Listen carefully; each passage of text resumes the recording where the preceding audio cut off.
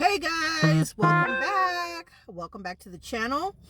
I'm making this video today for my aspiring independent beauty consultants, current independent beauty consultants, former independent beauty consultants who may be contemplating coming back into the business.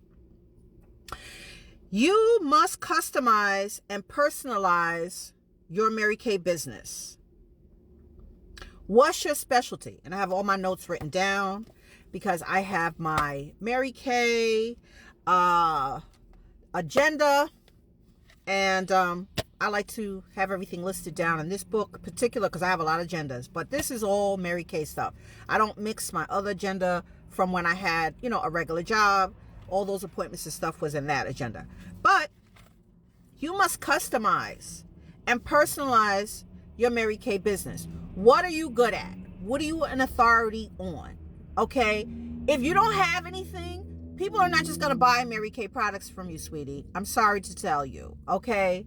There are so many other brands. There have always been a lot of brands. I've been doing this since the 90s.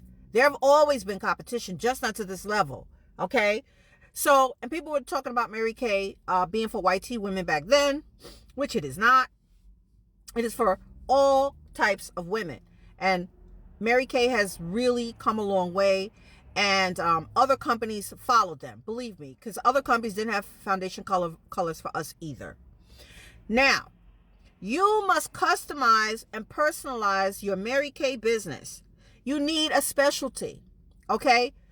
Otherwise, you don't have a reason for people to come to you. What do people need? What skills do you have? What are your soft skills? Okay. What are your hard skills? Okay. What do you have that you can offer to people? All right. In order for them to try these products. Okay. For instance, I've been in the beauty business for 20 years. Okay. So I'm offering my expertise as a person who's knowledgeable with many, many, many different skincare brands, and my knowledge in personal skincare types and color matching. That is definitely a needed service because people are always wanting to be color matched to get the right foundation shade. Because majority of people that, want to get into makeup and beauty, for themselves, they have no idea how to match their foundation, their color scheme. They don't know undertones. They have to be trained and taught. So that's what we do. I personally brought to my business the skill of teaching people corrective makeup. Okay, that's my skill. I'm not asking you to come in. You don't have to come into Mary Kay with the skill of corrective makeup. But you definitely have some skills and you need to write them down. When I interview a person that's thinking about coming into Mary Kay, the first thing I ask them is, what skills and what do you have to bring to the table as an independent beauty consultant? Because this way, when we revisit the conversation and you tell me you want to quit, you can't find customers, Mary Kay is not for you, nobody wants it, this, that, and the third, we can look at what we discussed during your initial signing on and see where the problem lies. Okay, most of the time the individual beauty consultant thinks that people are just gonna come and buy these products. They're not. Okay, first of all, they are inundated with beauty products 24 hours a day. So they can just get on TikTok shop and buy lip gloss or buy some eye cream or lipstick or eyeliner or blush. Okay, what service do you provide that would make them think twice and order with you or order from you? You're always cultivating a sale. You're always cultivating a relationship. People are very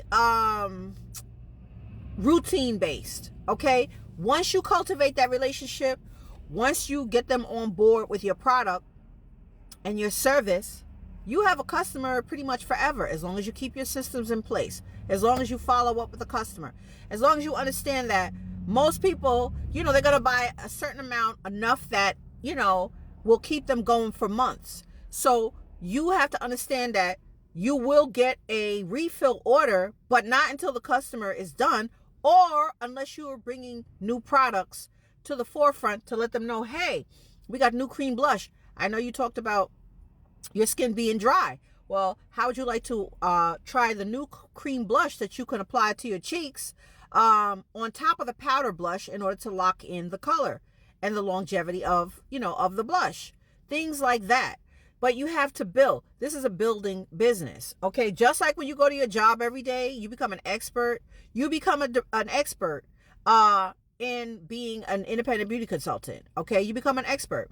You begin to anticipate people's wants and needs, okay? We're listeners. Do more listening than talking.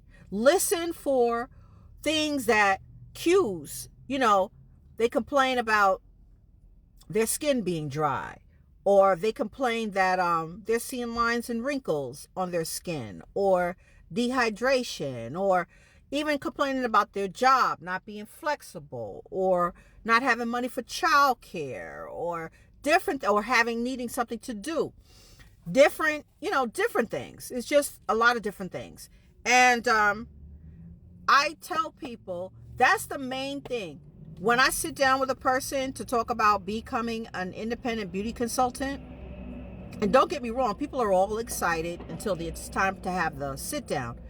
Sit down with your people face to face. Do you know why I have to meet people face to face? Because I want to look at the person and see if what they're telling me matches their facial expressions and just their whole overall, mood.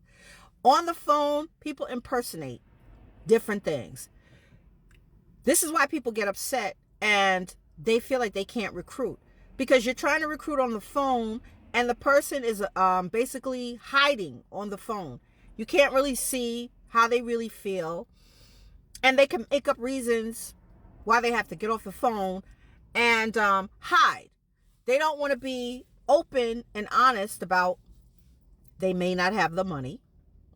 They don't know how to fit it into their time, because most of the time their spending is being wasted if they're not, spending time at work making money.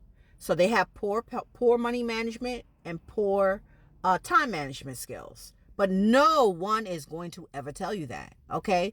These are things that you have to sit down and discuss, because when you're building a team, you can't think about like, okay, yeah, the team may not be taking you to every level. Like the team that your car building team may not be the team you end up with when you do have your car.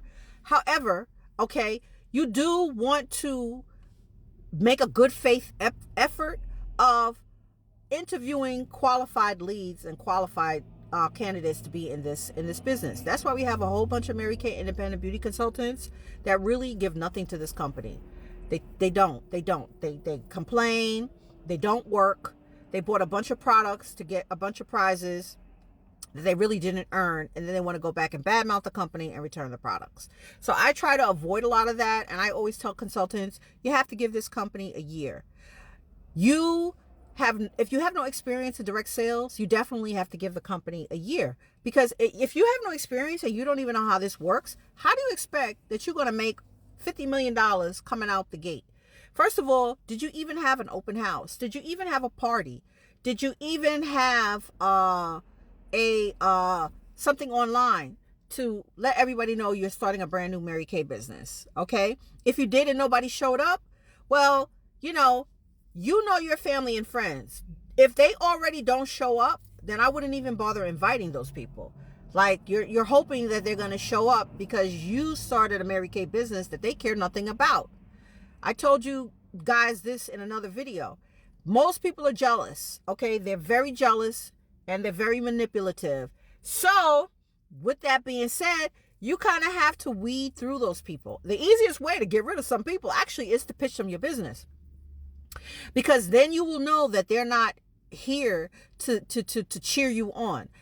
I don't care what it is in direct sales, but if a friend of mine comes to me with her direct sales, whatever it is, I buy something, because I know that she is supporting herself and her family with these sales. So whether it's the CEO of the company, people are like, oh, well, the CEO is making all this money. Well, the consultant is making a little bit of money too.